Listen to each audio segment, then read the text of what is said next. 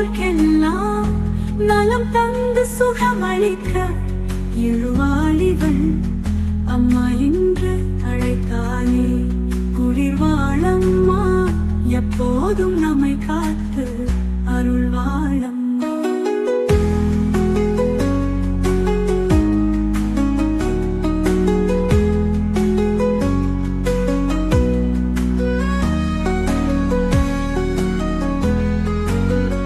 விழிமருண்டு தடுமாறி நில்வோர்க்கெல்லாம் நலம் தந்து சுகமளிக்க எழுவாளிவள் அம்மா என்று அழைத்தாலே குளிர் வாழம்மா